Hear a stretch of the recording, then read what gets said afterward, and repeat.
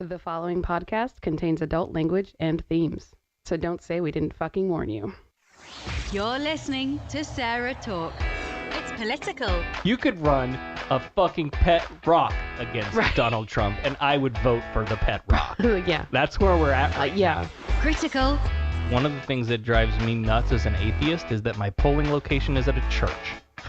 And I don't necessarily have a problem. I'm not going to burst into flames walking into a church. After being on this show and having heard your viewpoints on some things, my advice to you is don't test this. I won't burst into flames. And positively LGBT positive. In many states, you can still be evicted from housing simply for being gay or transgender. Stand and fight with us. Oh, and occasionally completely absurd. Oh, they're shutting us down. They're deplatforming us. I do a pretty good Alex Jones voice.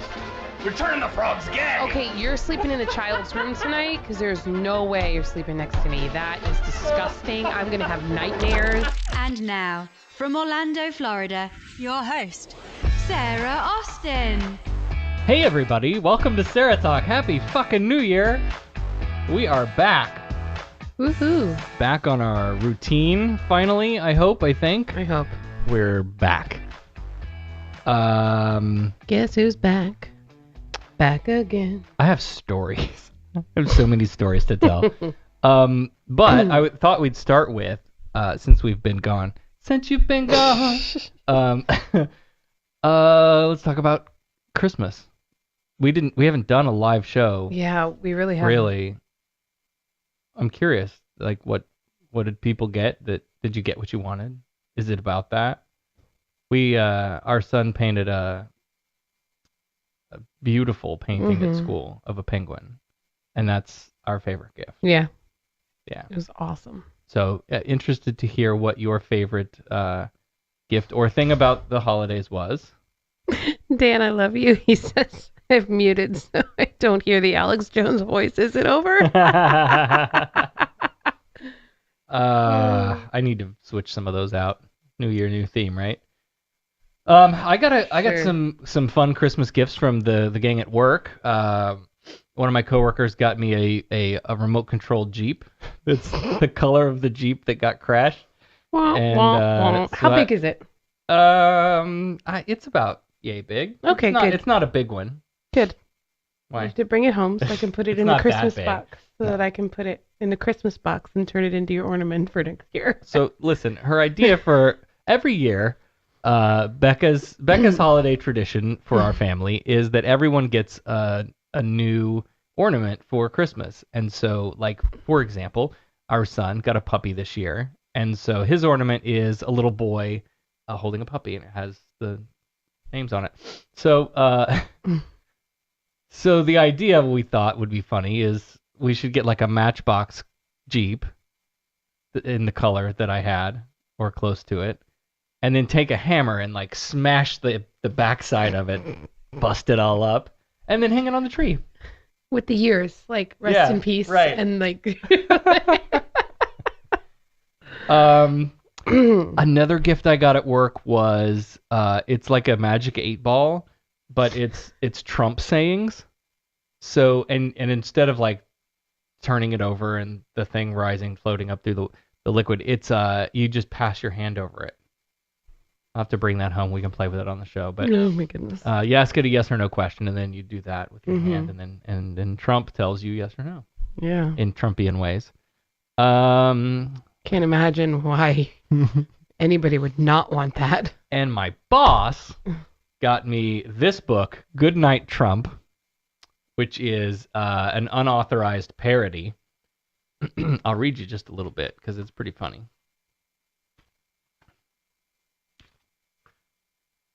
In the very classy room, there was a golden mirror and a silver spoon, and a broadcast of a half-baked story from a fake newsroom.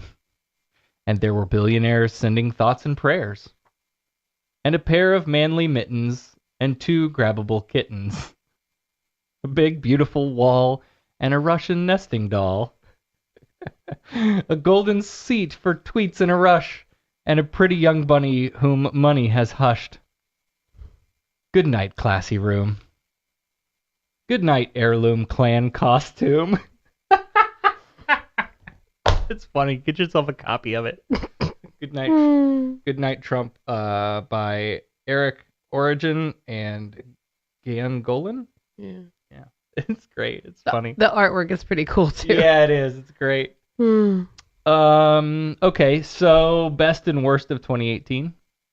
What was the best moment of 2018?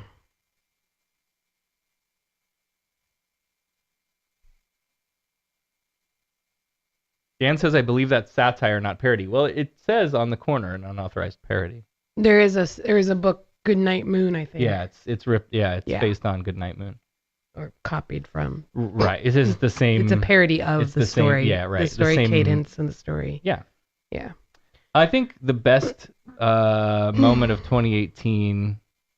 I don't know. We talked to so many great guests on the show. That was a highlight. We're going to talk about Congress here in a little bit, but there were a lot of good Democratic wins in the midterms. There's some good things, right? It wasn't a total shit year. Yeah. I don't know. You're struggling to come up with anything? I'm a little sour. I'm trying really hard. This will be easier for you. What about the worst of 2018? Oh God, no, that's even harder because it was so bad. That's easy for me. On January 2nd, I was heading to work, and on January? January, Jesus Christ, on December 2nd, I was heading to work, and I got hit. Yeah, that was pretty bad. That was really bad. I don't think there was anything worse than that in the year. No. Not for us. Oh, Dan says best moment, Gizmo, of course. Oh, yeah. Oh, my gosh, puppy Dan. Gizmo. Dan, thank you for finding the silver lining in our lives. Right? Yeah, Gizmo's been a very good addition. Yeah, for all of us. Yeah. It's been a good thing. Except for when she barks at me at 4 in the morning because she's to pee. And let me tell you, we may have to, you may have to get up and leave. And yeah. We've had, the toddler has been out of bed. The dog likes to... The dog has an old lady schedule. Yeah. At 8 o'clock, if you're not in bed with the dog, she will whine and bark and scratch at the door and claw at your legs you. until you go to bed, basically. So good luck to our 8-year-old who's out there having to deal with that all on his own. But hey, if you have something great that happened to you this year, or you want to commiserate over something terrible, shoot us an email, producer@SarahTalk.com. I'd like to hear about it. Particularly the good stuff. Send us the good stuff. What's good happened to you in 2018? There is some good. It's just it's hard to. Yeah. Oh God. Speaking of hard to remember, we have our annual reviews coming up at work. Ooh. And and I'd been out for a month, and I come back, and there's this email, hey, we're gonna meet next week and talk about the thing, and I'm like, okay, so I have to update this with all of the things that I accomplished last year. I don't remember a lot about last year. And I don't know if it's because I hit my head in the accident and messed my memory up. I don't know. You could say that. I don't know, but I just don't really remember much of it. Do you need a My Accomplishments notebook every time you do something awesome? Right. Write it down so that you can just bring it with you to these meetings. That's what I should do.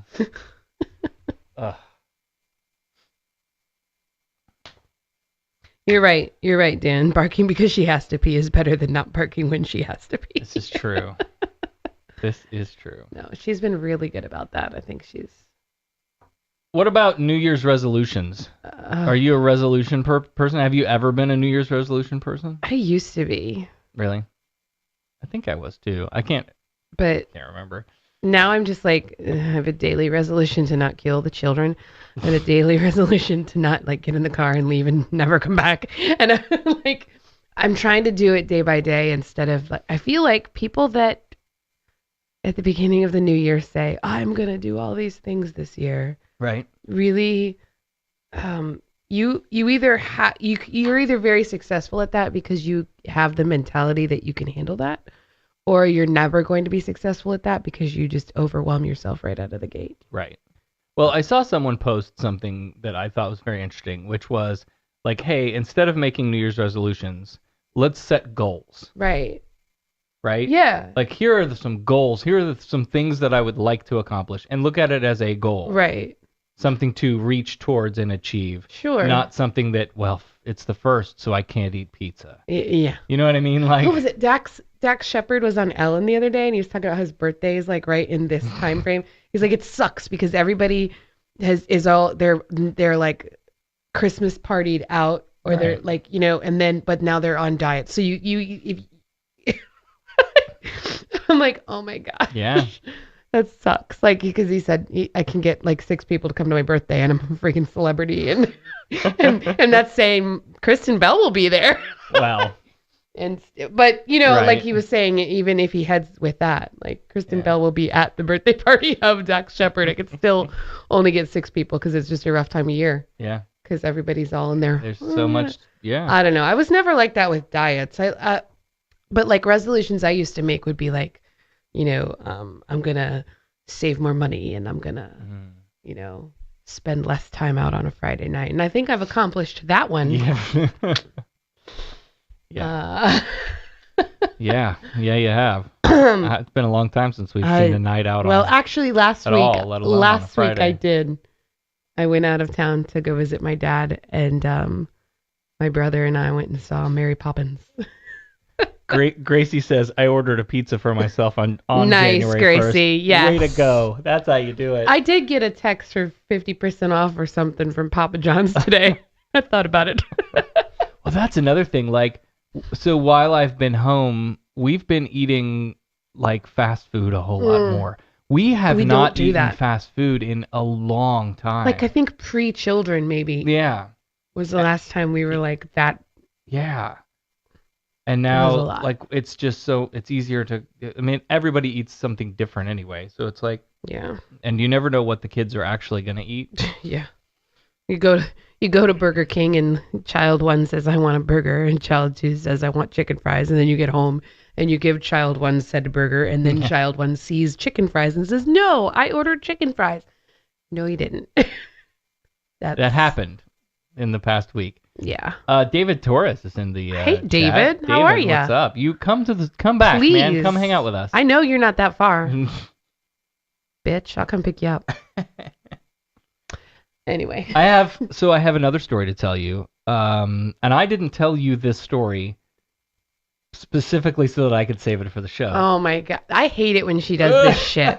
I hate this shit. So Like, I don't have enough going on. Now I'm going to have anxiety for the next 10 seconds. So I've been doing physical therapy, of course, right? And up until this point, it has been mostly like massage and the put the TENS unit on, hook you up and zap Somebody you. try to give you a happy ending. No. And then what's the other thing they do? Oh, they put heat, the heat thing on me. And so that's what it has been for the most part. My health is getting better. I'm trying to be careful of how much I say and how I say it. And so now the therapy is changing to stretches and exercise. Mm-hmm. Right. But we didn't know that it was changing to that at my last visit. They were under the assumption that we were still doing massage. Mm. So I go in like I do, and the lady said it's a different one this time. Different therapist. And she says, okay, take your clothes off, lay down on the table. And Ooh. and the girl that I normally get usually gives me one of those little paper gowns that's open in the back, This one did not. Oh. And right. And so topless I went down on the table. And then she came back in, right? She's like, I'll give you a minute, I'll be back. She comes back in and she says, she's got clearly having my paperwork, and she's like, so your zeros all the way down, you don't have any pain anywhere? And I was like, no, I'm feeling really good. And she says, oh, I don't know what I'm gonna do with you then. why are you here? Kind of thing. She says, hold on, let me go talk to the doctor. I'll be right back. So she goes out, she talks to him and comes back in, and she says, okay, so I guess what we'll do now, we'll start to switch and do stretching and exercise. So she says, sit up. So here I am, topless at the physical therapist office, Now, this is a new sensation for me, post-transition. I don't know that I've been topless in front of anyone but you. Right. Right? But I took it in stride, and she was professional about the whole thing. Right. And it actually helped because there were places here Yeah. things that I have to push when I stretch Right. and breathe and feeling around for tightness and knots. So there was a medical benefit to not having my shirt on, but that was awkward for me, which is weird because having grown up a dude, right, it's perfectly acceptable in society for to dudes just to bear it walk all. around without a shirt on. Right. But now it's different. It was just weird. That's all.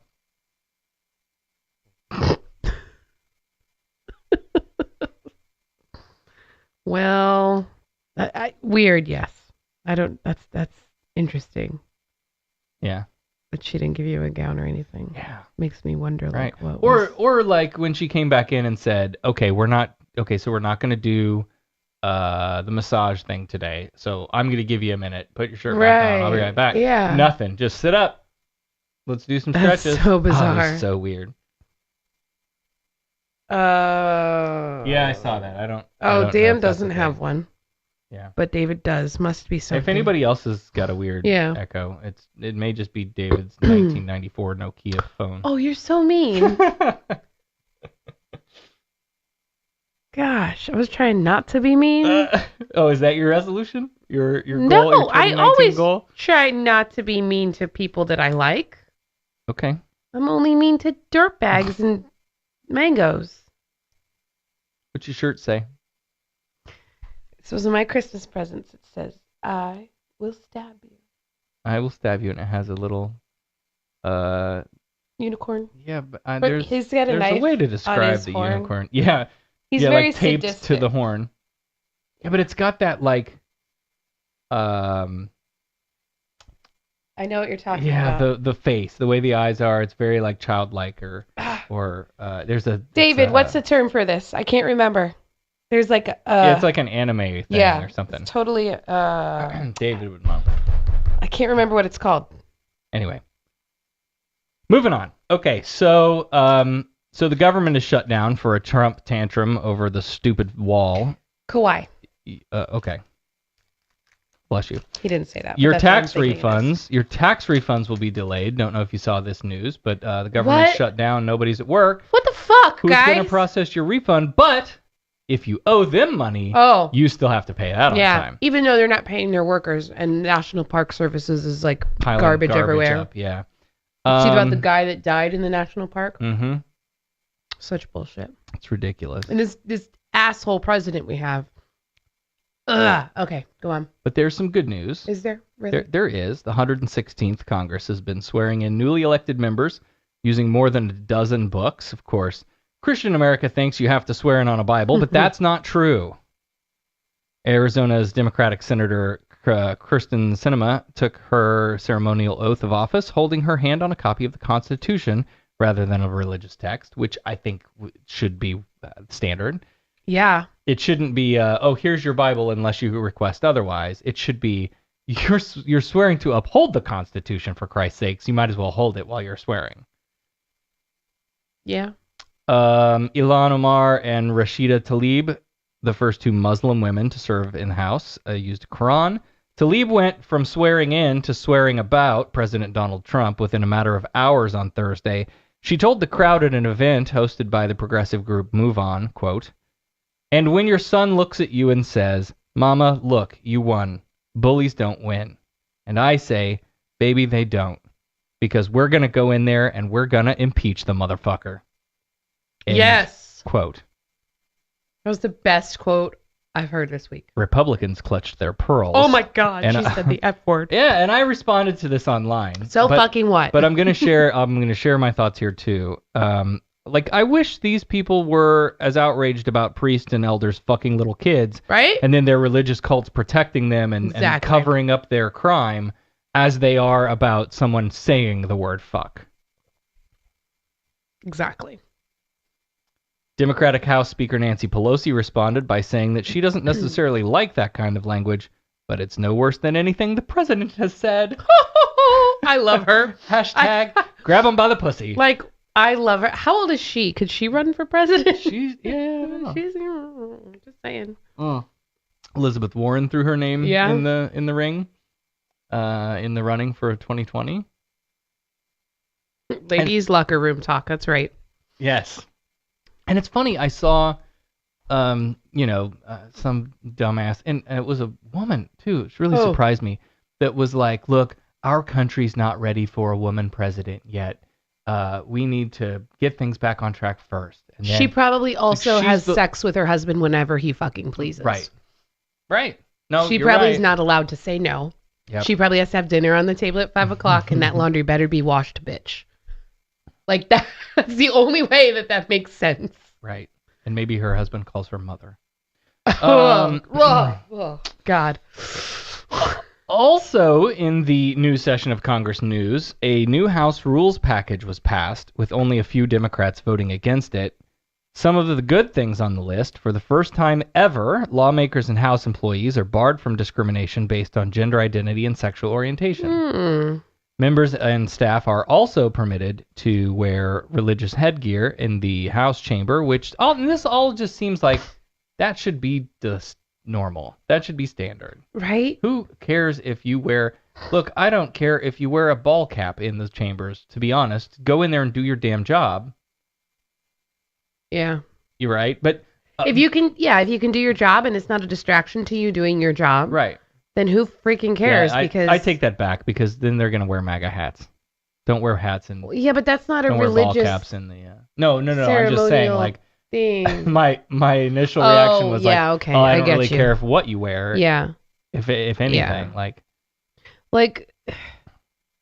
I feel like that's part of the freedom of religion. Right. No, it falls absolutely. into that Yeah. thing. But, of course, I'm not going to bring my 37 whatever prayer candles into the... Right. There's some things There's a limit. right. Yeah. But if it's not distracting you from what you're supposed to be doing. Right, but also remember, we just ousted the party of, oh no sleeveless tops. Right. So we're trying to inch forward into 2019. Yeah. Pelosi also announced that the Equality Act, which we've talked about a zillion times, that's a bill to provide federal protections to LGBTQ people, helping fill in the gaps in the 1964 Civil Rights Act. That Equality Act will be a priority for the incoming Congress. The Human Rights Campaign reports half of LGBTQ Americans live in states without clear, comprehensive protections for queer people against discrimination in housing, employment, and other arenas. So good. Don't know that they're going to get anywhere, to be honest. But it's well past time for the Equality Act. Yep. I also wanted to briefly mention, I didn't write this down. I didn't write this out in any... Dan's having Chinese takeout. How did I miss that? Damn you, Dan. Now I want Chinese takeout. Sorry, I got distracted. So I didn't really write out this story. I wanted to just kind of briefly mention it. There was a bombshell clickbait news drop that there were some aides in the Bernie Sanders 2016 campaign who have been accused of sexism and sexual harassment. But if you look online, if you look on the Twitterverse or some Facebook comments to those articles, you would think that Bernie Sanders grabbed someone by the pussy and then paid a porn star $130,000. To hear it, right? To hear them comment, it was like Bernie himself. He might as had just reached his hand right down her pants or whatever, So please don't take this as downplaying the issue, because it's obviously an issue. And Bernie came out and said, look, I wasn't aware of this at the time, but we're gonna take measures to make sure that this doesn't happen again. I don't know what more you want from him. Right. It's not and hold those people accountable. The aides that are doing... If you're going to get so mad at Bernie Sanders aides for doing stuff like that, why can't you be just as infuriated with your current president who you elected? Or I like beer. Or, yeah, that guy too. Oh, man, I forgot about him. Ugh. It's been... I listened it's to... shit of a year. I listened to someone's year. I was going to do like a 2018 year in review. No. Oh. And then I listened to someone else's podcast that did that. And I was like... The whole time I was like, that was not 2018. There's no way that... Oh, no. And then you had to look it up and verify it. That was 2018. It felt like a million years ago. Mm. And that's a good example. I think it's Brett because... Kavanaugh feels like it happened so long ago. I think it's because there's so much happening. Mm-hmm. It's like every day there's a new shitstorm in the White House. Every day there's a new Twitter rant meltdown from the White House toilet. Every day there's like there's just so much that it's just go. I mean, collecting shows for the show. Yeah. Like in a week, by the time I get to 4 Friday, hours worth of... I'm like scratching off stories and adding new stories. And I'm sending Florida Man stories, and she's going, "Oh shit, I already have ours, and now I got to save that one." And Florida's just like the White House. There's always something new every day. Florida's garbage. So again, like the takeaway for me there is this kind of stuff happens everywhere. Yeah. Right? Just because you're a progressive does not mean that suddenly you are without any faults. Right. Right? And it's that hero worship thing that we have to avoid because then we've set that person on a pedestal and imagine that they can do no wrong and the people around them can do no wrong. And in this case, it's the people around them. And, I mean, when you're running a campaign, people walk up and say, "Hey, I want to work for your campaign," and you go, "Fucking sign this paper. We got work to do." Right. There's no... We ain't got time to let's go out to dinner every night for a month and really get to know each other and make sure that let me thoroughly vet you. And I'm sure they do some, but there's so many people involved in a campaign. There's no way you could do that. So again, hold those people accountable for the ones who were accused of sexual misconduct. Hold them accountable. Period. Yeah. The end. That's all you can do. That's all anybody can do. You can't expect that just... Let's start off the LGBT segment this week with a local story. Whenever a U.S. Navy ship homecoming happens, there's a ceremonial first kiss. And the way they decide this is by lottery. And the spouses donate money to charity in order to like get entries into this, sort of drawing lottery. So, sailor Brian Woodington had been deployed overseas, was returning on the USS The Sullivans. That seems wrong to me. It should be the USS, like the USS Enterprise, not USS The Enterprise. You just read the facts and USS stop correcting The what Sullivans you think it should be. In Jacksonville, Florida, and was selected to be the first kiss. What could possibly go wrong? Brian's husband of a year, Kenneth Woodington, hadn't seen each other in 7 months, right? So Brian disembarks. He and Kenneth drop all their shit and run towards each other, embracing in a pose, not unlike the famous 1945 VJ Day kiss in Times saw Square. the picture of this. It's adorable. Beautiful. Amazing. And Brian dipped Kenneth. Yeah. Right? It was so beautiful. The Naval Station Mayport Facebook shared a photo of this if you want to go look at it. Naval Station Mayport. And it's beautiful. It's gorgeous. Everybody there cheered. Love was in the air. And then News for Jax, which is Channel 4 local station Jacksonville, ran the story on the air. And the people of Jacksonville lost their shit, writing angry letters to the station. Because it's the station's fault. When I worked in radio, we got this same kind of shit all the time. People would... I worked on the Byers and Company morning show. It was the morning show that I produced. It was the number one morning show in the central Illinois market. And this was the kind of guy that people listened because they loved him, or people listened because they absolutely hated him. And so we'd get those people that would call into the station and this is bullshit, garbage. I'm never listening to this show again. And then it called next week, right? Like, yeah. I don't understand that, first of all, because there are radio hosts locally that there are certain stations that I will not listen to during the morning if I'm driving the kid to school or doing whatever, because there's just, you know how it is. Yeah. But yeah, I make that decision. I'm never listening to this one again, and I'm not going to broadcast that back to you. I'm just going to stop listening. I'm not going to write an angry letter. Because they get off on that shit. Most of them are shock jocks, and that they say the things that they say to stir those masses. And once they get that reaction, they're like, "Oh, right, yeah." They've probably got a wall of letters like that on their wall to make them feel good about themselves. Anyway. How sad that your station has dropped to such a low as to show a gay couple kissing on your newscast. Gosh. Another one wrote, I thought this was a family-friendly news channel. And another, as predicted, I'll never watch your news again! Exclamation mark, exclamation mark, exclamation mark, exclamation mark, exclamation mark. Oh my gosh. Now this sounds like the Fox News demographic to me, right? Yeah. Angry white people, probably Republican, probably Christian. And I know I'm making assumptions about all of that, but that's where the hate tends to come from. So, like, these are like the people who go on Pornhub and beat off to gay porn and then scream and bitch about how the gays are ruining the country and traditional values in marriage and stuff, right? Yeah. Those are the guys writing into this radio station or to this television station.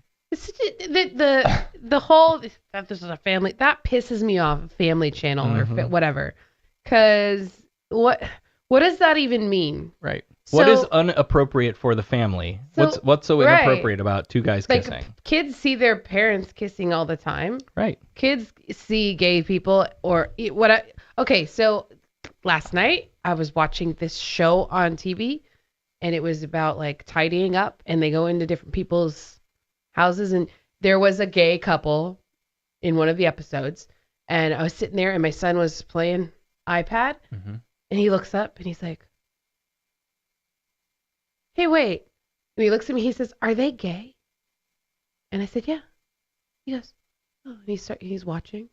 He says, so how do they have kids? Now, this is a kid. He hasn't even had the birds and the bees talk, like, in any detail. So I was like, whoa. Right. He's 8.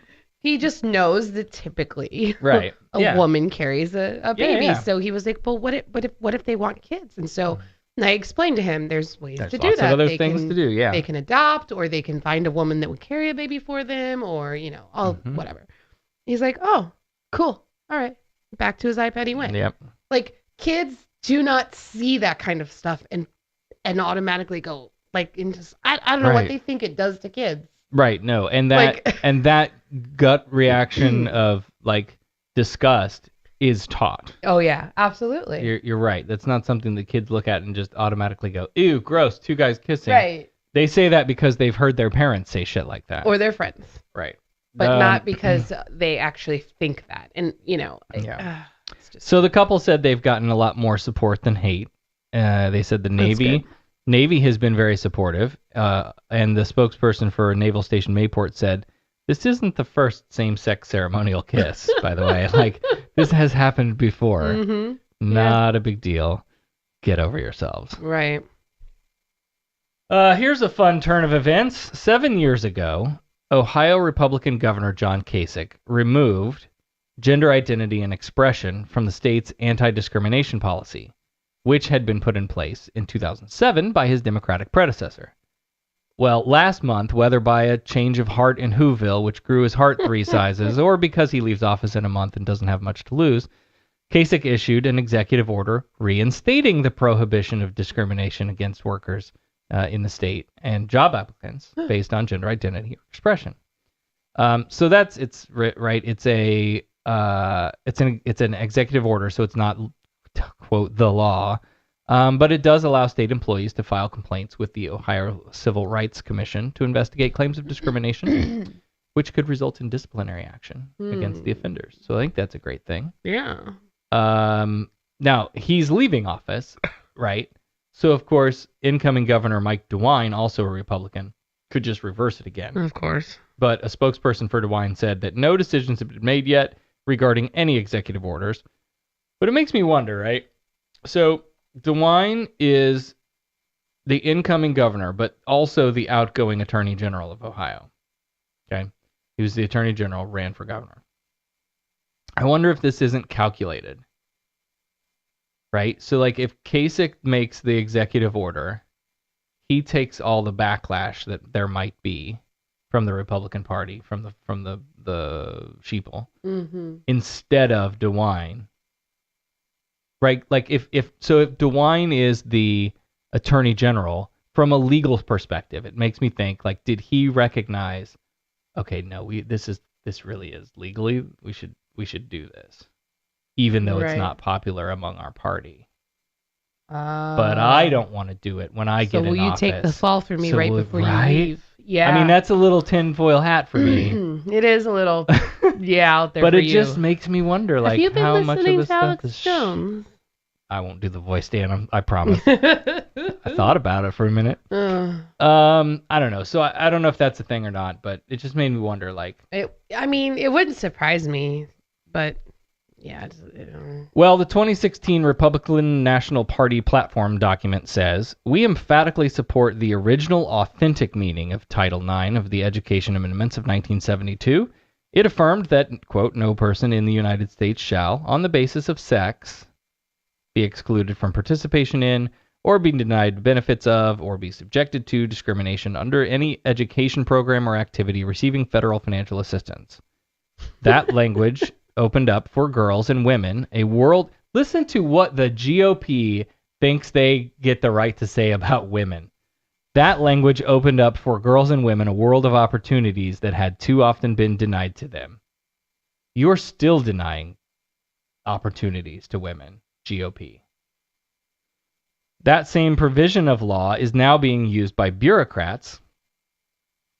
Can't turn pages anymore.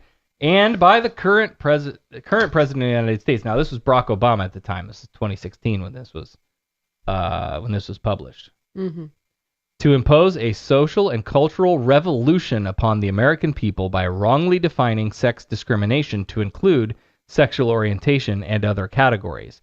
Their agenda has nothing to do with individual rights. It has everything to do with power. They are determined to reshape our schools and our entire society to fit the mold of an ideology alien to America's history and traditions. Their edict to the states concerning restrooms, locker rooms, and other facilities is at once illegal, dangerous, and ignores privacy issues. That's the 2016 GOP platform, National Party platform, right? So, you're John Kasich. You do this executive order, right? Republican leadership can't be very pleased, given what their platform is all about. Right. But again, like, this is just another example of why we need the Equality Act. I just want... You shouldn't be able to... Like, they want to go back to the original way it was written and take out all of the amendments to, like, because it's just... read the way it was originally written. You read it first. Which one? Oh, yes. Where it only lists sex. Okay. Is that what you're talking about? Yes. On the basis of sex. So my question is... Right. All right, let's play ball. What is the definition of sex as it was meant when it was written? What are you, an originalist? No, I'm just... no, I mean, I'm genuinely asking, like, if you're going to nitpick and... Right. Well, they're going to say... Okay. They're going to say sex is male or female as determined by your genitals at birth. But why would they... So then I would say that's a stupid choice of words. But that's what... Because sex can mean multiple things. If you wanted it to mean gender, you should have said gender. When it was written, they should have used the word gender. So obviously, it's not, the way it was written isn't... what's the word I'm looking for? So that's... I mean, that's the Republicans' argument. The Republicans' argument is they said sex, not gender, not expression, not orientation. They said sex, and that means penis or vagina determined by a doctor when you were born. So, under that law, then sure, we should not be allowing people to discriminate on the basis of whether you're male or female. Period, full stop. Right. And what they're saying here is, God, I can't remember the case now, but it was an Illinois case where it was two females. One of them was a teacher, and like one of them dropped the other off at the school, and they kissed or whatever, and there's big fucking hubbub in the school, okay. right? And the school punished the employee, and they took it to court, and the courts determined like no, because like there's two ways to interpret that, right? Sex is as it was written back in the day, or sex discrimination could also mean you discriminated against them because they're women, because they're both women.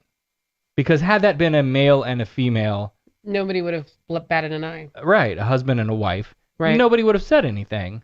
So you're discriminating against them because they're women, because they're both women. Right. So that's all that was. It's just stupid. Pass the Equality Act. Like, just treat people like human beings, no matter what you think. You're like, I just can't stand these people who think that they need to impose their own beliefs on everybody else and then make it law. Finally, disgraced comedian Louis C.K. is back in the headlines. Oh, is he? You may recall in 2017, Louis C.K. admitted to sexual misconduct. Was that already 2017 again? I know. Exposing himself in front of at least 5 women. Now, audio from a December 16th stand-up routine in Long Island was leaked. Content warning. Oh, no. Let's take a listen. I'm a little disappointed in the younger generation, honestly, because I'm 51 years old, and when I was like 18 to my 20s, I mean, we were idiots. We were getting high, doing fucking mushrooms and shit, and then older people were like, you gotta get your shit together, and we were like, yeah, fuck you! And I was kind of excited to be in my 50s and see people in their 20s and be like, they're crazy! These kids are nuts, but they're not. They're fucking, they're just boring. Fucking telling them, you shouldn't say that. What are you, an old lady? What the fuck are you doing? So here we have an old white dude, right? Yeah. Grumpy old man bitching about, oh, these young kids today, the whippersnappers and their hip-hop music and their gender identities. That's not appropriate. Fuck you, you're a child. Why are you finger fucking each other and doing jello shots? Like, why aren't you... You should address me. They're like royalty. They tell you what to call them. You should address me as they, them. Because I identify as gender neutral. Oh, okay. The guy laughing in the background is really pissing me off. Super obnoxious, right? And he's like fully bought in. He's probably got his American flag cape and a MAGA hat on too. But listen. Okay. You should address me as there. Because I identify as a location. And the location is your mother's cunt. It doesn't have to be that nasty. Wow. Right? But it can be. Okay, then, so let's stop and chew on that a minute. So there's a thing about comedy where punching up, generally okay. Punching down, not okay. Okay? And so this is the same reason why a white dude can't go on stage and go, hey, about them black people, huh? Let me tell you a funny story about them black people. Right? But a black comedian can go on stage and go, man, these white people are crazy. You see the crazy shit white people do? Right? White people are the kind of people that, get to the line and a bunch of people line up behind them and they go, oh, we got here just in time. Right? And that's funny because it's punching up. It's all about who has the power in that situation. Uh-huh. And in this case, you have a privileged old white dude punching down at people whose gender identities do not line up with the cisgender norm. Dan is a little offended that you called 51 old. Sorry, Dan. Oldish? Older than us. I'm getting there quick, though. Not much, though. I'll be 40 in May. Yeah. God, I don't want to talk about it. Okay. Okay, so then he goes on. If that wasn't bad enough, let's see. So, hold on, I'm sorry. Michael Johnson says it's also okay to punch yourself. especially if you're this twat. Ooh, yeah. Okay. Right, so I just imagine Louis C.K. sitting in his, fucking mansion or wherever he lives, and he's writing his routine, right? He's like, okay, these fucking gender queer people, I don't understand that. Let's make fun of them for a little bit. Let's see. Who else could we make fun of? Oh, I know. School shooting victims. I don't know. They testify in front of Congress, these kids? Like, what the fuck? What are you doing? You're young. You should be crazy. You should be unhinged. Not in a suit saying, I'm here to tell. Fuck you. You're not interesting. Because you went to a high school where kids got shot? Why does that mean I have to listen to you? Why does that make you interesting? You didn't get shot. You pushed some fat kid in the way. And then now I got to listen to you talking? Whoa. Oh, but they ate that up, didn't they? Oh, my God. Not cool. Not cool. What on earth makes you think that that's going to be funny? The asshat's laughing at him, obviously. Right, yeah. Obviously, there's a market for it, I guess. Oh, that's disgusting. But yeah, I found it to be revolting. And I've listened, I'm a fan of stand-up comedians. I love to watch. Man, when I was younger, the evening at the Improv, I watched the crap out of that, but I don't remember stuff like this. And maybe there was, and I'm just, whitewashing my history. He had a special that was on Netflix that I had watched right before all that scandal went down with him, where he had this joke about one of his friends that was transgender, and it was like a whole riff about Caitlyn Jenner and all of that stuff. And it was actually pretty funny. It was on the border of offensive, but I think he kept it. But that's disgusting. Yeah. I don't know. I've never been a big fan of his, but he's been around, so I've seen a lot of his stuff. Right. And, I mean, you could probably, I haven't really thought this through other than what I'm just going to say out loud, that you can probably make some kind of argument for time and place. Like, how is enough time passed since an event to, write some comedy about it? And I'm trying to think back, did anybody do stuff like this about 9/11? Because we were all so much like, send the troops, let's go get them motherfuckers, right? Like we were all, yes, let's gather around our idiot president and go get them. It's hard, but I can't remember if somebody was in the comic world. In the bubble that we've been in, we turned our cable off almost 10 years ago.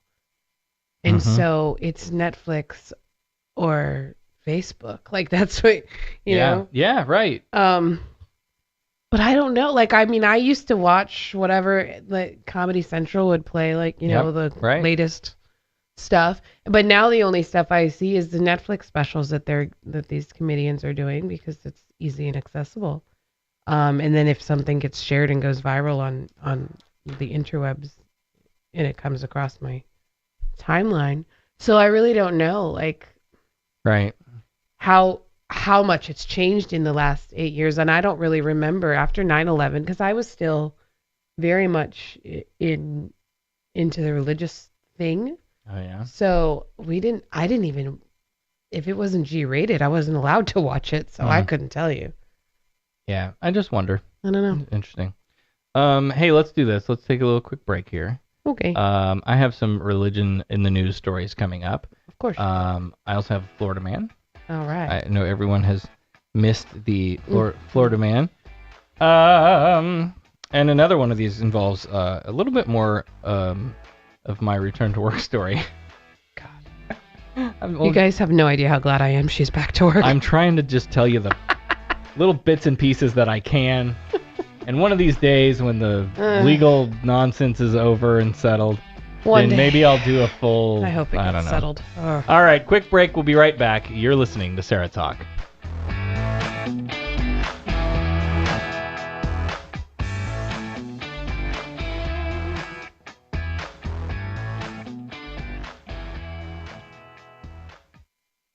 Are you ready for your first card? As I look at the set I placed down for you, I see an interesting things rising. Some of it has to deal with love and money and changes, and hopefully they're going to be for the better.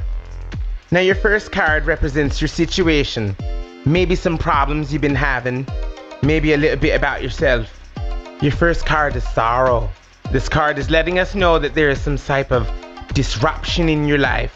Not that it's a big deal, but this card is giving off a strange vibe of anxiety. Actually, this card is warm in my hand. Oh, now caller, if you listen here, I'm seeing in the cards. Oh, yes, the 45 of mangoes. The 45 of mangoes card says you're going to go onto Patreon and subscribe because there is nothing better than giving when receiving. What will you ask me? Find out now and I see for you. Call me now for a free tarot reading.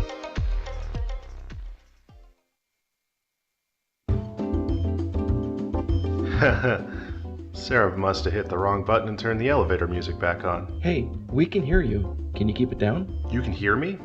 Sarah must have also flipped on my mic. Well, in that case, hello fellow listeners. Part-time patron Russell here saying hi from South Florida. Some of you may know, Becca is my sister. Wait, she's your sister? Yeah, Dan. Now it makes sense. Where was I? Oh yeah, my sister.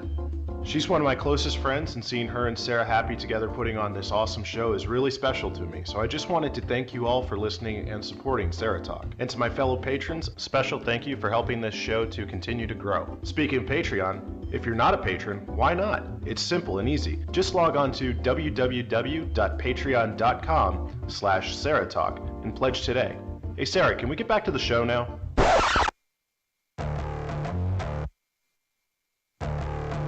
SarahTalk is horrible. These are tough people.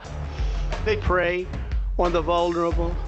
They hurt women and children. They spread human misery and suffering. I'll tell you what, SarahTalk should be ashamed of itself. Sarah, you are a rude, terrible person. The way you treat Donald Trump is horrible. And the way you treat other people are horrible. You shouldn't treat people that way. Honestly, I think you should let me run the country. You run SarahTalk. And if you did it well, your ratings would be much better. Are you worried? That's enough. That's enough. Mr. President, That's enough. That's enough. That's enough. Put down the mic. I still really like that. I'm going to make another one that's a little more favorable towards us, I think. Hey, welcome back to SarahTalk. It's the best podcast. This is episode 146. We're cruising on up to the 150. Not that that's any kind of special number, but I cannot believe we've been doing the show this long, this many episodes. Okay, so in the religion segment tonight, Southern California pastor was arrested on suspicion of child molestation. I think we need to start a new game. Let's see how many weeks we can go without a story like this. Put a big sign behind us.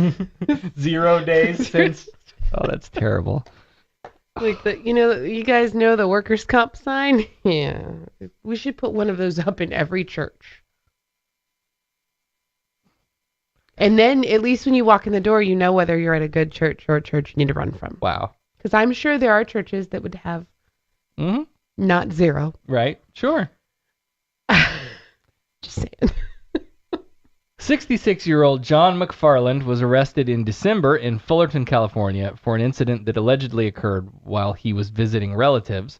The accusations are 2 felony charges of lewd act upon a child, girl under the age of 14, that occurred between July 2012 and 2013.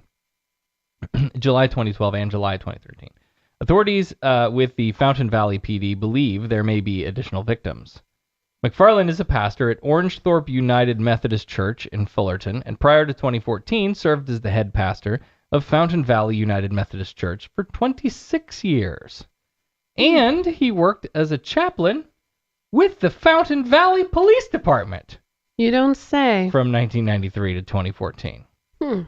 Not a lot of details on this story yet, but search warrants were executed on his home, his place of employment, and the Fountain Valley Methodist Church.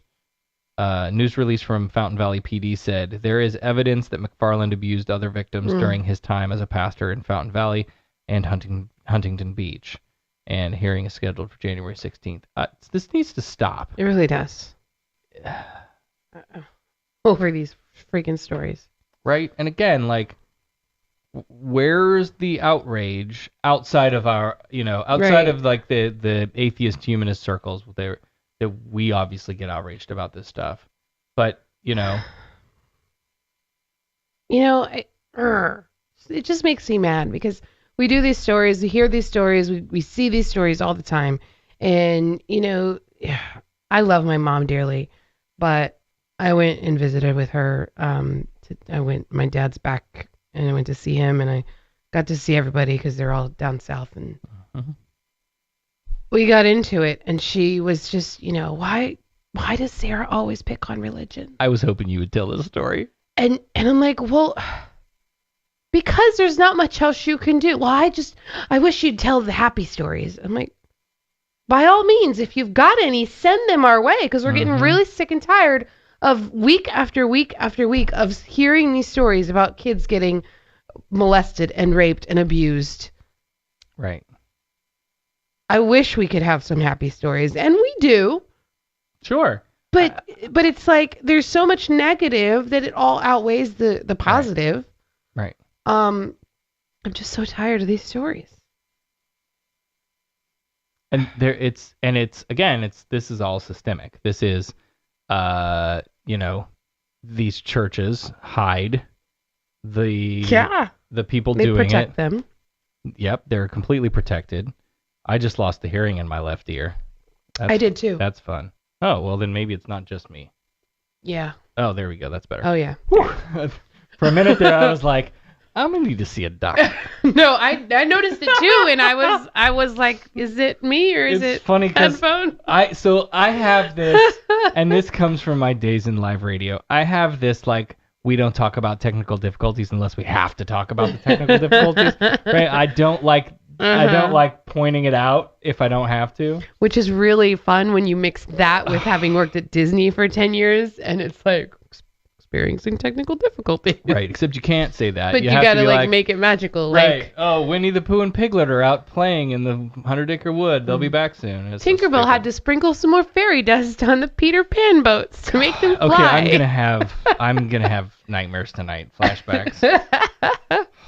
Hey, anyway, hold these people accountable, please, and stop protecting them, and stop hiding them, moving them from one church to another.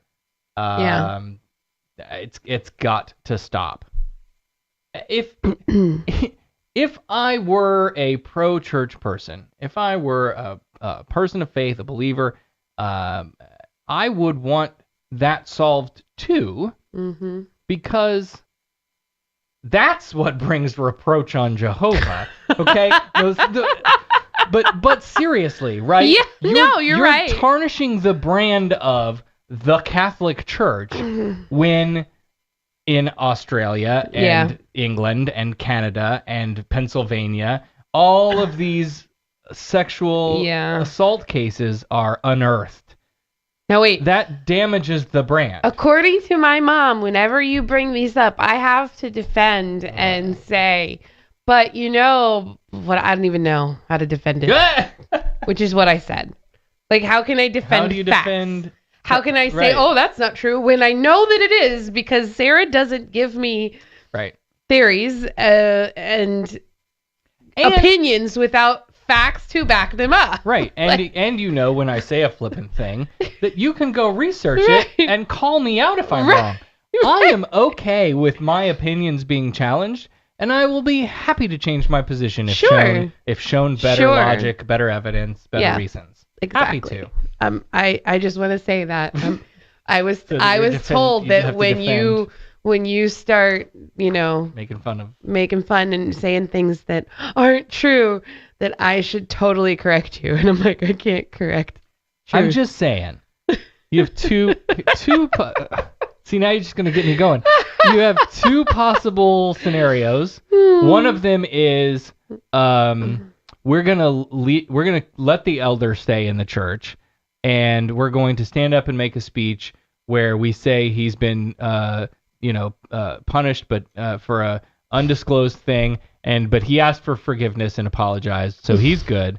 And you, little child who's been raped, you keep your fucking mouth shut because we wouldn't want this to look bad on the organization. Yeah. No, what looks bad on the organization is the guy who molested the child. Right. Well, and that's the other thing. They don't. This pisses me off. They look at it as a sin. Right. They don't look at it as a crime. By God. Right. It's not. They don't look at it and say, "Oh, well, we need to get the police involved." They look at it and say, "Oh, well, you need to pray for Jehovah's forgiveness." Right. But they're also, if their house got broken into by somebody who wasn't a witness, that they would call the police. You're right. Or if their daughter got raped by somebody on the street who wasn't a witness, they would call the police. Right. It's only when it's something that's done by somebody else in the congregation. Right. That no, you should never bring, and they say you should never bring your brother before the courts. That's why. And this is why I maintain that the Jehovah's Witnesses are a fucking cult.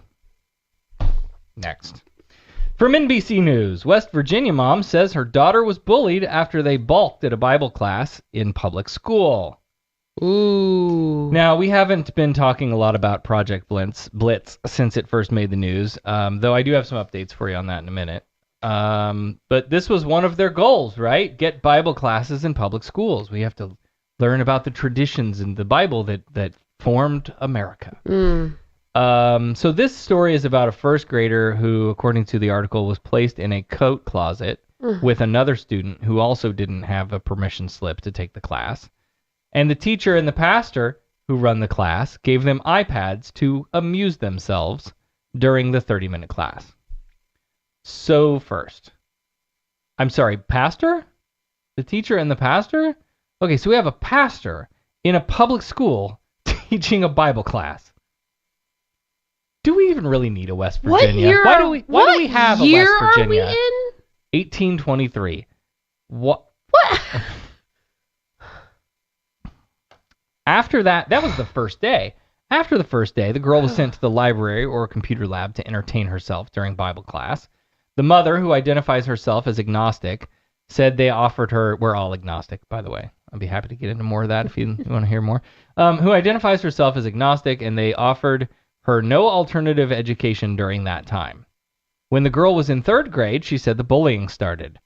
The mother said the kids started telling her that she and her family were going to hell.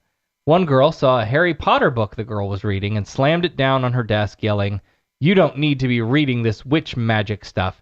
You should be reading the Bible." Which reminded me of the story.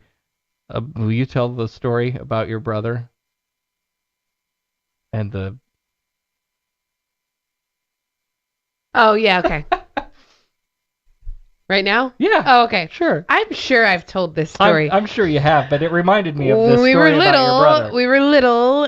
He was like 3 or 4, and the neighbor kids were teasing us because Santa Claus wasn't coming to our house because we didn't believe in Christmas because we were told that, whatever.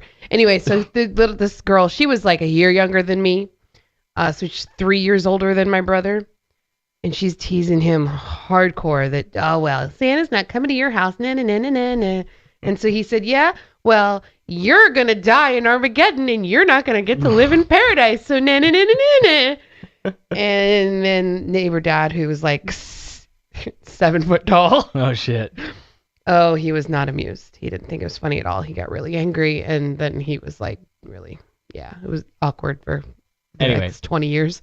Anyway, it reminded me of that story. Little girl says, Yeah. "You shouldn't be reading Harry Potter. You should be reading the Bible. Yeah. Your family's going to hell."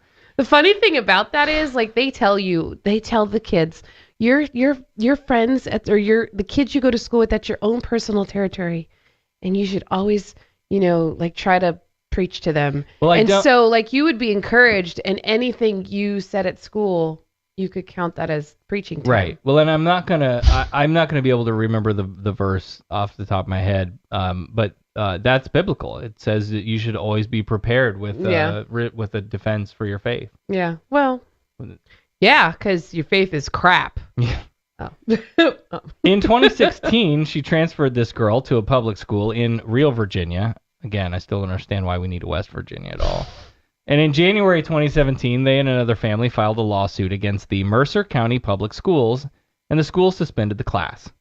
In November 2017, District Judge David Faber ruled that because the district had ended the class and one of the children had been transferred to a different school, the lawsuit was basically unnecessary, which is shit.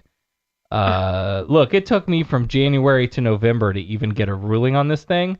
What's a mother to do in the meantime? What are you supposed to do while you're sitting around waiting? I'm going to take my kid out of that awful school system and put her somewhere else. That's what I'm going to do. Like, and I get sometimes paperwork takes time and yeah, but damn near a whole year. Oh no, well, right, but if it's going to take that long, you cannot then punish the mother or the child for taking things into their own hands in the meantime, so that other problems that were happening. I'm sure this kid's still getting bullied, even if the class is canceled. Well, she's in a new school now. But that was a preventative to keep. Yeah. I mean, how old was this kid? I don't remember. 3rd grade? Oh no, the 3rd grade was when the bullying started. Okay. This was just a couple of years ago. But yeah, I mean, you think you're getting bullied 3rd grade, 4th grade, 5th grade. Kids start to develop very bad emotional problems if they're prolonged exposure to bullying. If they suffer prolonged exposure to bullying. So, yeah, as a mom, I'm taking my kid out and I'm doing what I got to do to protect my child from everybody else and themselves. Legally, I feel like the school should have suspended the class pending the result of the lawsuit. Yeah. Anyway. So this is in the news again now because last month a 3-judge panel in the U.S. Court of Appeals for the 4th Circuit unanimously decided that Judge Faber made an error in dismissing that case. So now the case goes back to district court to be reviewed again. In a statement from First Liberty Institute, a Texas law firm that takes up so-called religious liberty cases, they said that the Bible program as it existed once is never coming back. And that the school had instead adopted the Bible and its influence as an elective in high school instead. Which, if you're going to have a class, make it an elective in high school. Yeah. Right. I have said before, and I stand by this, I think they should be a world religions class in high school. Yeah, in high school. But you have to teach them about the Greek gods and the Romans the whole and the world Egyptians. Religion, and not just... And historical, too, right? Here's the gods that aren't alive anymore in the ether of and society. Here's a Venn diagram of all the things they have in common. Yeah, right? Like, no, if you learn that... Their stories. I won't be able to remember their names now, but if you learn that this Egyptian story is about someone who was born on December 25th to a virgin, you're like, hold on, I have questions about... Can we talk about that? It's not the only one. There's there's several. Plenty. Should make those. What? That should be a T-shirt, a Venn diagram. Oh my God, yes. Right? Get to work. I gotta write that down. Yeah, you do. My memory. Okay. So I mentioned Project Blitz, and for those of you just tuning in, this is a manifesto from the Congressional Prayer Caucus Foundation that includes model legislation and resolutions that why are you taking my paper? Because you're going to forget why you wrote that. No, I won't. Go on. Project Blitz includes model legislation and resolutions that they're pushing states to pass, ultimately aiming at Christian dominionism. Well, they released their updated playbook for 2019, which increased the manual from 116 pages to 148. And the 2018 version included things like the In God We Trust display acts, of which 25 were introduced in different states, and 5 passed: Alabama, Arizona, here in Florida, Louisiana, and Tennessee. According to Samantha Sokol in the legislation department at the Americans United for Separation of Church and State, about 74 Project Blitz model bills were introduced and considered in 2018.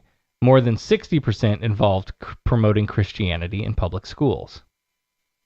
So, in the updated 2019 document, they identify 3 prime focuses. So let's walk through some of those. Now, the first is a new push for 2019, the National Motto License Plate Act. Oh, God. Right? So you had the National Motto Display Act, which was all about, like, schools have to have In God We Trust on their buildings or whatever, which Florida bought into because we're stupid. Now... They're going to make that... Now... This would allow citizens in every state the option to select a special In God We Trust license plate design to create what Project Blitz describes as moving billboards. Okay. So it's an option. Okay, I was going to say, if they make it mandatory, I don't even care. I'll pay for $40 extra for whatever tag I can get that doesn't have it on. I'm pretty sure that there are states where the In God We Trust design is the default. Oh, yeah, I've seen it. In Florida, you see tags from everywhere. I know that I've seen it. Right, but I mean, like, when you go to register, if you don't select a design, that's the one they send you. That's what I'm saying. You can go and you can pick, like, I want to pay, and then, like, it's, like, however much extra, and then a portion goes to whatever. Manatees I would totally buy a rainbow thing and support whatever. Fuck yeah. I'm sure they have to have one in Florida. Is there one for the Pulse Foundation? Maybe. I don't know. There should be. Call my peeps. And of course, we know that In God We Trust wasn't our original motto. It's not even a good motto, and America wasn't founded on Christianity. I thought our original motto was E Pluribus Unum. No, I was gonna go back further than that. Oh, die. Rape that Indian. Right. And rape that Indian, eat the turkey. Something like that. I don't know. Something like that. The second prime focus was part of the 2018 playbook, resolution establishing public policy favoring intimate sexual relations only between married heterosexual couples. Now, again, resolutions aren't binding in legislation or anything, but what their hope is to have states, counties, and cities pass these resolutions to send a message to policymakers using garbage research that they say demonstrates that gay sex causes public health issues because gay people are basically dysfunctional disease carriers. Oh my God. And that it claims while marriage equality is still enjoying Supreme Court precedent, maybe not for much longer, that straight marriages should be preferred by the states. Whatever the fuck that's supposed to mean. I'm surprised they're not including interracial marriages on the list. Right? Let's go back even farther. Dial the clock back. Right? Set the DeLorean back a little bit farther, Doc. I can't click it. Dan put a link in the comments, and I don't know what it is. Oh, it's an image. I'll open it. My phone doesn't like those. Yeah, there you go. Isn't that what I have? I don't know. Is it? Oh, shit. Does mine say In God We Trust? I don't think so. I think it says the county. Oh, I think you're right. Some of them have the county, and some counties. That's right. That's what it is. Because I saw it and I went, oh crap.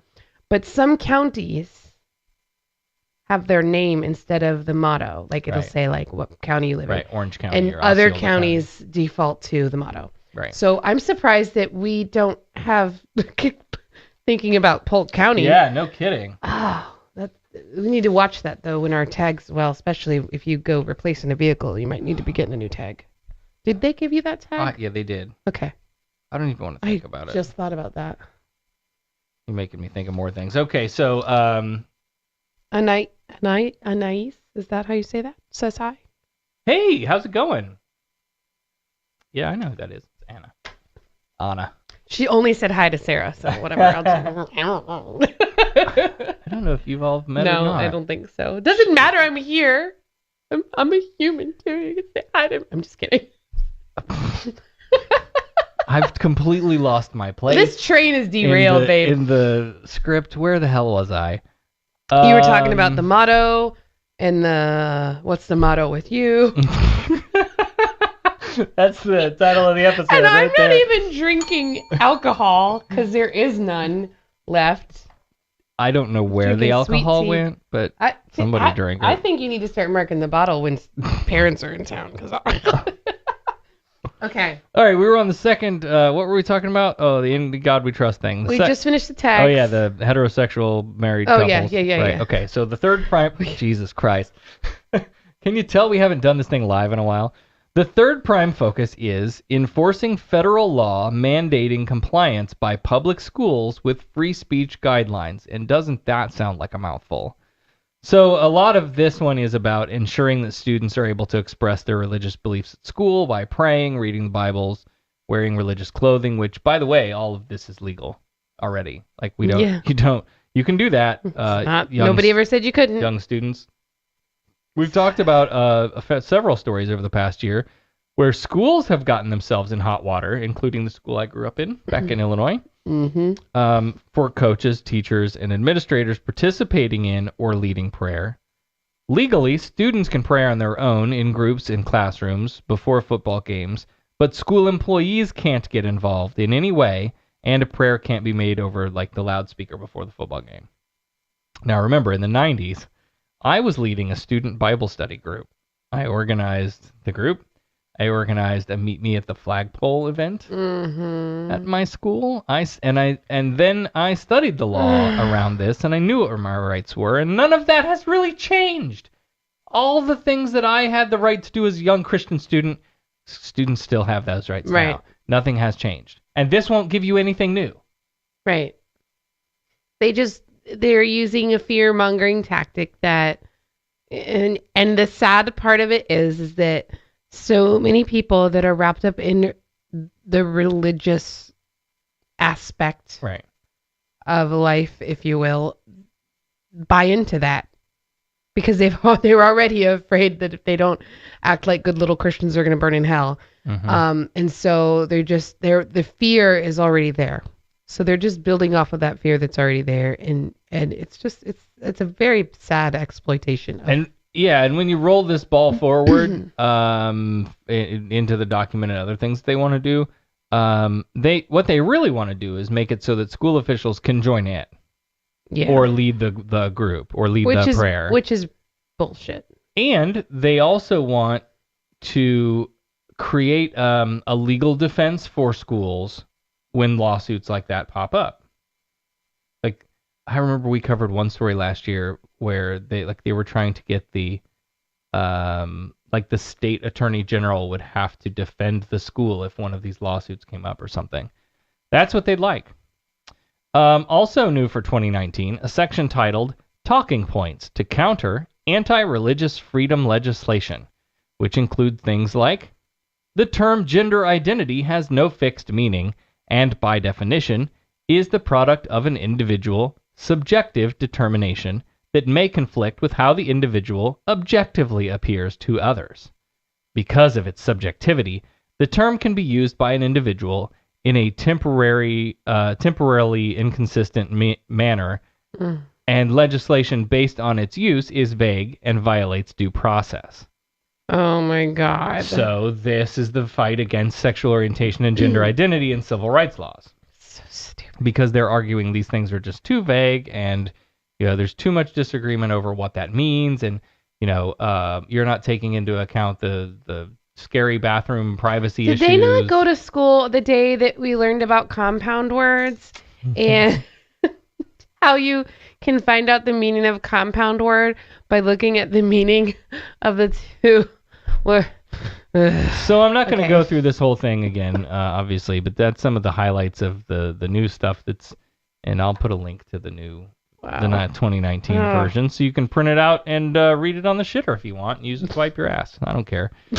And then make angry tweets about it. Right. Do I even have enough rum to splash? Oh, fuck.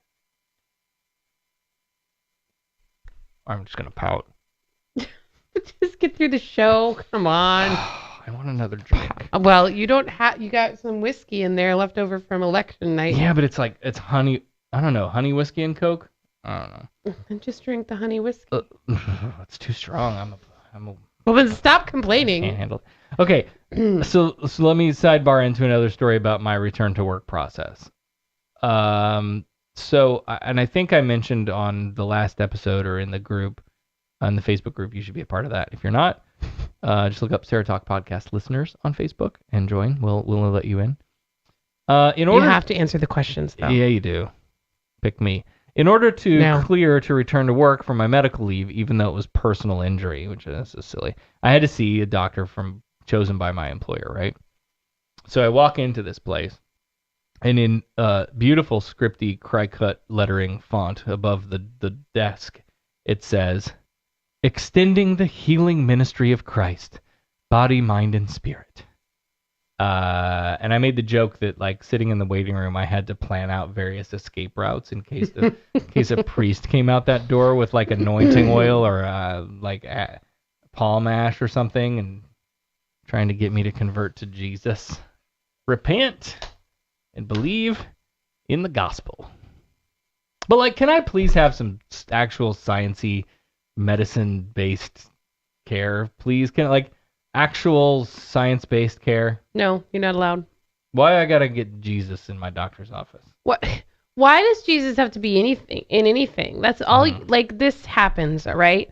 And we were seriously playing, like, thoughts and prayers bingo. Yeah. Because, like, praying for you. Like, okay, I get it. Thank you for the positive thought. Right. But that's all it is. That's all. It's like, don't think that positive thought is going to have some supernatural effect on our situation. Because you haven't demonstrated that to be possible. If God could fix all the ailments, why couldn't he prevent the accident in the fucking first place? There you go. Well, that wasn't the end of the story, and I can't share too much more still. But then the whole process has just been something else. Yeah. But then I read this news story, and I thought to myself, you know where else I want trained professionals and not Jesus magic? My airline. Oh, God. A nonprofit aviation ministry called Judah One is launching the first and only Christian airline. There's currently only one plane, but the idea is to transport Christians around the world for mission trips. They've been operating as a private operator for a while, but announced recently that the Federal Aviation Administration has accepted their application to switch from private to its own public airline. Founder and CEO Everett Aaron says Christian customers can expect competitive ticket pricing and, best of all, no more lost luggage. He says, even the Bibles. I found out Bibles are one of the largest black market items in the world. People steal Bibles and sell them. What? I'd like some data to back that up, please. What the? That seems like an awfully odd... Isn't the Bible like the best-selling book of all? There are copies of the Bible fucking everywhere. You can get them on the internet. You get like 72 different versions on your phone. Right.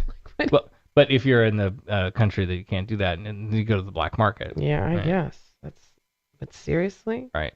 I think I may have misquoted that there. I don't think it's the best-selling book of all time. I think it was the best-selling fiction book of all time. Probably. Their website says Judah One Inc. is an aviation ministry dedicated to fulfilling the Great Commission. We serve missions-minded Christian people of all denominations traveling to the missions field of the world. It is our passion to help you reach the estimated 2.5 billion people who do not know Jesus, and it only takes your hands, God's love, our wings. Okay. I just had a great business plan. Okay. What's the name of that island where that guy got... Oh, yeah. I won't be able to remember it off the top of my head. No? Okay. All right. So I'm going to open up Noah One Cruise Lines. And you can go on mission trips taking the Noah One boat straight to that island.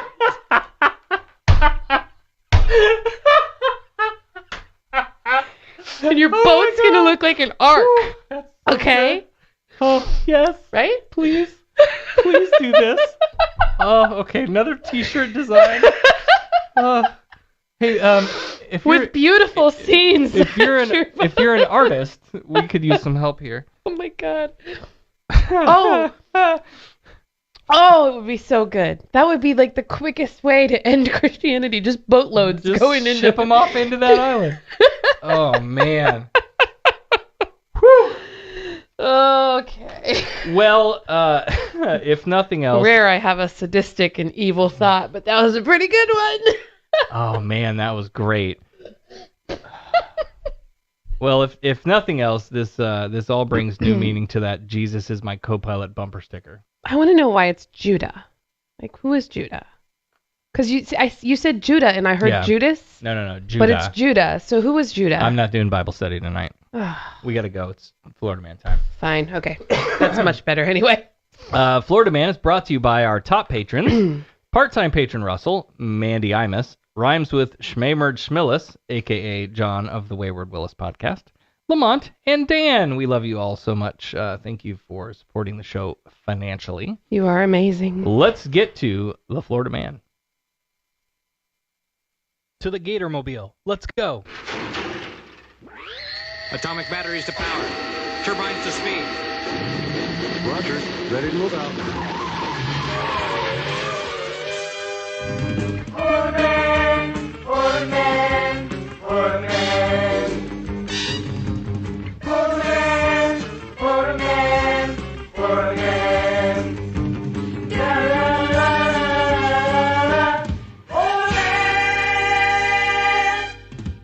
What do you got? Dan also says no rooms on that boat either, Yeah, just animal stalls. saw that. Yes. We have 3 stories tonight of Florida men and automotive affairs. Oh. And before I start this story, I would like to thank our unnamed wealthy benefactor for hooking us up with a new laptop. It's beautiful. Thank we love you. Unnamed you are wonderful person, very whoever amazing. you might be. So that has allowed me to figure out how to show the video right in the live stream. Oh, yeah. I get to play with my fancy new... So we're going to do that in a minute. Okay. Right, tell me when. I'm I excited. also may I didn't want to do too much all in one night. Yeah. But I also may especially try, with 20 minutes to prepare after. Yeah. I might also try again that the simul stream where we do Facebook and YouTube at the same time. I might try that again. I don't know. Be we'll able see. to pull it off. This is much beefier than the shitty little computer we're using. Well, you know. So the first story, late last month, a Florida man drove his Ferrari full speed off a dock into the Palm Beach Inlet. Police and the driver were talking that morning before the man hopped into the luxury coupe, reversed a bit, and then gunned it in drive, launching off the dock and sinking about 30 feet. Whoa. The driver wasn't hurt and was rescued by a nearby boater. Dive teams came out, used flotation devices to raise the Ferrari to the surface. And now police have released dash cam footage. Okay. Let's take a look. Now, there's no audio to this, so I'll narrate. Right, this is the cruiser, the dash cam, stopped up. This car here on the far right, lower third of the screen, that's our guy. Right, it looks like somebody just got out of the car. He and the police officer are talking. How long is this clip? 2 minutes? That's 2 minutes too long. Yeah, let me jump it forward. Jump it too far. I probably will. Okay. Right, so now to the back of the car. Getting in. Dude gets in the car. Now watch this.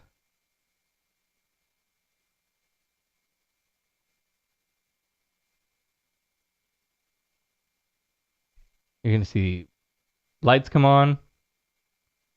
He's going to back up a little bit. Yeah, okay, so the police officer's walked out of the way now. Right, he's going. The police officer think he's moving? He like goes coming backwards, out? Right? He pulls backwards. Yeah, like he's, okay, well, the guy's leaving. He stops, puts it back, and drive, and guns it. Look at that. Whoosh. Right off the edge. Big fucking splash. That was a big splash. Damn. Right? Oh, my God. The cop's just walking over, like, what the hell happened? Oh, and then he starts running. Jeez. Oh my gosh, that's so funny. Right? Is that it? Yeah, that's it. That's crazy. Yeah. What an idiot. And so, So what do we know? We don't know much at all. There's nothing. I looked. Investigators haven't released any information about why he drove into the water in the first place. The cop looked way too calm. Like, I almost feel like...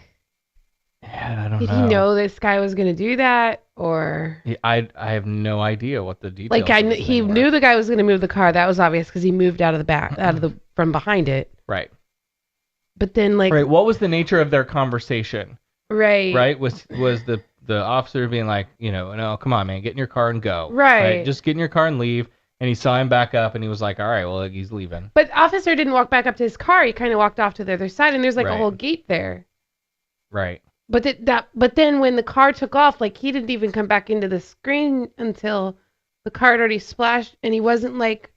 I'm thinking if I was standing right there and I was just talking to that guy, and he went that, I would have been running to the edge to be like, what the, But he just, did your computer just crash? Yeah, it might have. Huh. I don't know when that happened, but hey, whatever. I'll pull it from the stream. It was, wow, that's funny. Yeah, it sure enough did. Oh. So, we still need another new computer. Well, we got one down. One more to go. That's okay. The second story, shortly after 11 p.m. on Christmas Eve, deputies pulled over a Florida Keys man after clocking the Lexus at 70 miles per hour in a 45 mile per hour zone of US 1. Ooh, where? When Deputy Jason Farr asked 40-year-old Charles Albert Garcia for his license, Garcia said it was suspended, but would be reinstated soon. Doesn't matter. This was in the Keys. Oh, okay. According to the police report, Garcia's license had been suspended since April 2012. Oh. When he had been arrested for driving on a suspended license. 3 previous times he'd been arrested for driving on a suspended license. Also had a warrant out for his arrest for failure to appear in court for a traffic violation. Oh my God. Garcia said he was driving his father's Lexus and was returning home to Big Pine with Christmas presents. When the deputy said he was going to search the vehicle, Garcia threw the keys inside the car, locked the doors, apparently to protect the said Christmas presents. Was he bringing home weed as Christmas presents, or? So they call it like he was. Oh, now you can't get. Now you can't get in my car. Cops Coppers have Slim Jims, you dumbass. You know how many times I've locked my keys in the car and had to flag down a cop to help me get my car open? Well, they didn't. They had to have a towing company called out to unlock the door. And deputies found small amounts of cocaine, heroin, methamphetamine, amphetamine pills, and marijuana inside the car. Of course they did. He was arrested on multiple felony drug possession counts, felony driving on a suspended license, misdemeanor marijuana possession, and misdemeanor obstruction. Merry fucking Christmas, dumbass. Released on a bond of $64,000. Oh, yeah. Yeah. Merry Christmas. Shit. Oh, man. And the final story tonight, I'm not going to have any of my music cues because this computer is not loaded up yet. It's okay. The final story tonight, a Florida man with tequila troubles. Sunday, Hillsborough deputies said a truck was hauling a trailer with 966 cases of tequila worth about $507,000 when the driver stopped for dinner at a Tampa truck stop around 11 p.m. When the driver came back to his truck, he noticed the trailer was missing. Deputies found the semi-trailer around 12:30 a.m., where 4 men were transferring the tequila into a box truck that was registered to them. Vidal Estrada, 66, Humberto Ramirez, 37, and Alberto Obaya, 46, were all taken into custody without incident. The 4th suspect, Lemuel Escobar, tried to run from the scene but was arrested nearby.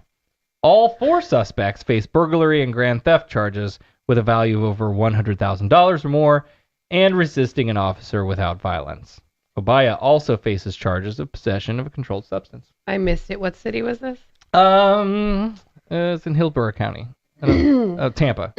Truck stop in Tampa. Yo, homie, you want some tequila? Yeah. That's my worst Spanish impression ever. Yeah, it's a little racist.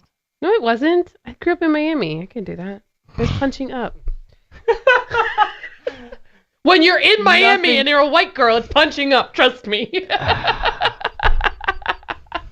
There's nothing I hate worse than when you use my words back at me. Well, get used to it, babe. Well, your choices tonight, since I'm not going to have any audio clues, I'll mix it in later. Your choices tonight: take a long drive off a short pier, or Ferraris don't float. Try to search my car now. Wait, what? Or tequila. Oh God. Oh man, did you have sound cues for that? No. Oh, okay. I was about to be really disappointed. You don't like my singing? No, just would have been much cooler if you had actually. I can fix it in post. Yeah, you can. Okay. I cannot. Okay, I gotta talk through this. Okay, so the peer guy, I cannot vote for him without more information. Okay, fair enough. Because I feel like there's way more to that story, and I want to know what it is. Right. Oh, I just had an epiphany. What if it's like the you remember that video we talked about a while ago? It was like the new law in Alabama or somewhere. If your police officer's drunker than you get off the ticket. Oh. And we watched that video of the drunken police officer pull the guy over. Prank video. It makes me wonder if it's not a prank video. Could be. Never know. But it was covered by reputable local news stations. So I don't know. I don't know.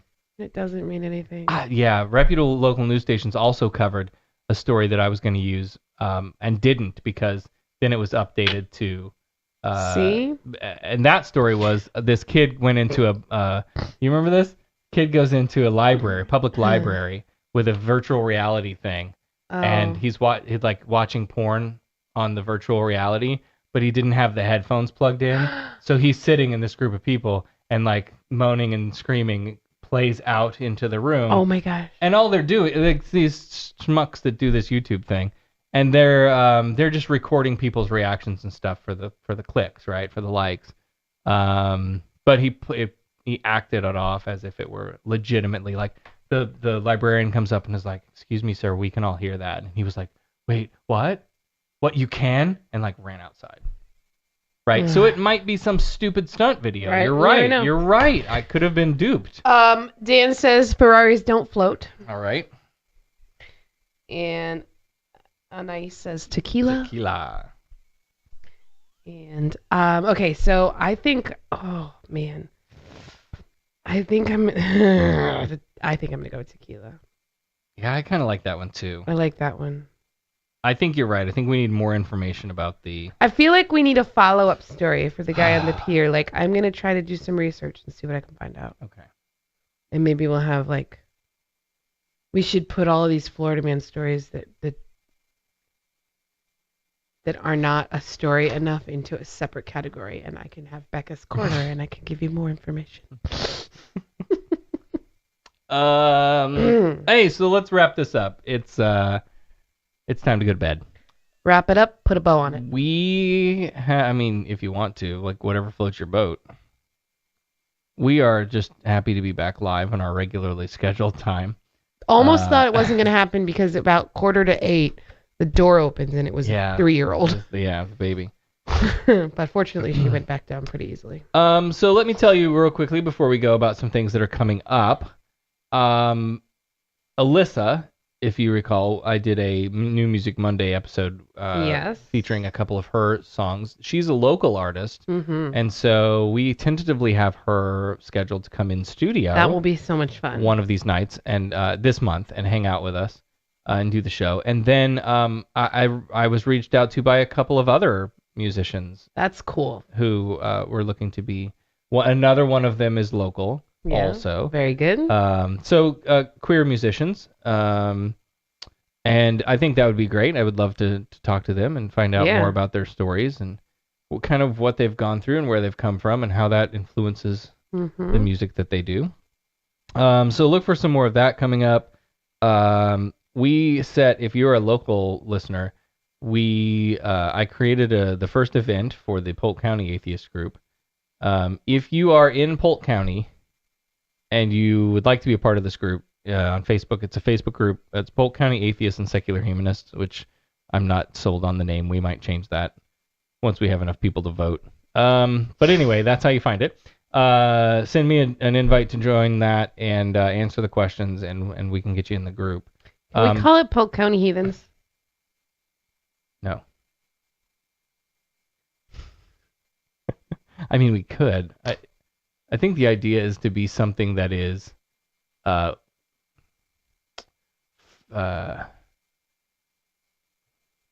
the word I want to use? I don't know. What kind of word do you want to use? Non-offensive, friendly, not off-putting, right? You gotta be so PC, so Sarah. that with our group, when our group decides to okay, we're gonna go start we're gonna do volunteer work. We're gonna, once a month, we're gonna do this. Then it'll give the heathens a good name because we're out there picking up garbage. Polk County Atheists and Secular Humanists in the Facebook group. We have our first event scheduled coming up this month. Just a picnic in the park kind of thing on a Sunday, I think. And just kind of get out, everybody get to know each other and hang out and have a good time.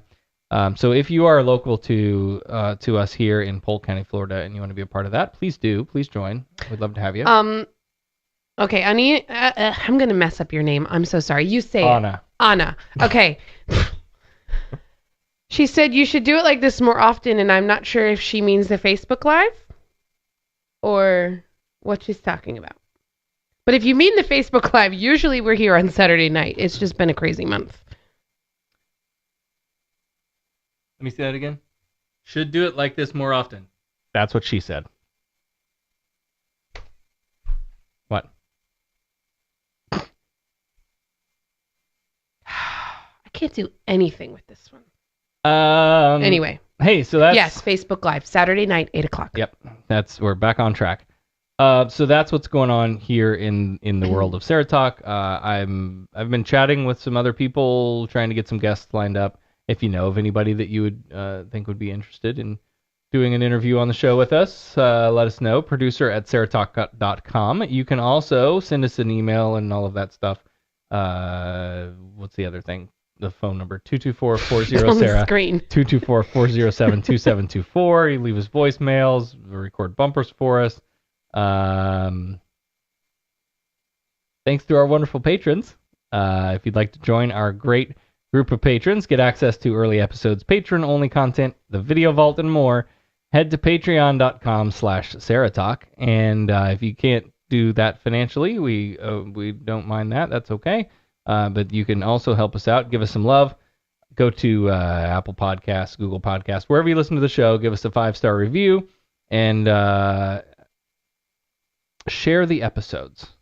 That's my new thing for 2019. If you can help expand our reach by liking and sharing our posts on social media, by sharing out the episodes. That'll help bring in new listeners, and new listeners means that we can do even more and more things. You know what else we should share? That picture of the sailors. Yes. Put that up there, and we need to share the when shit we out did of that. I'm sure it's viral by now. But... I'm sure I shared it. When we did that story, it was in my notes. Yeah. Let's look at the picture, because I was going to put it in the thing, and I didn't. Time. Yeah. We'll get there. New toys, new year. Right. All right. Well, that's it for the show. I don't have the music cue lined up, so oh, no. I'll edit it in at the end. I know I'm sorry. If you could have vamped for another 5 minutes. Well, I can look. Check out my snowman shaped. All right. Hey, thanks for listening, everybody, and we'll see you again Saturday at 8 p.m. Eastern on the Facebook Live. You've been listening to SarahTalk. SarahTalk is made possible by listener support. Visit patreon.com/SarahTalk to become a patron and help keep this program going. Contact Sarah and Company by email at producer@SarahTalk.com or call 224-40-SARAH. That's 224-407-2724. And follow us on social media, facebook.com/SarahTalkRadio and on Twitter @SarahTalkRadio. The opinions and information provided on this show are intended for entertainment purposes only. All opinions are solely that of the hosts and their guests. We make no representations as to accuracy, completeness, timeliness, or validity of any information and will not be liable for any errors or damages. SarahTalk is a production of Sarah Austin Media.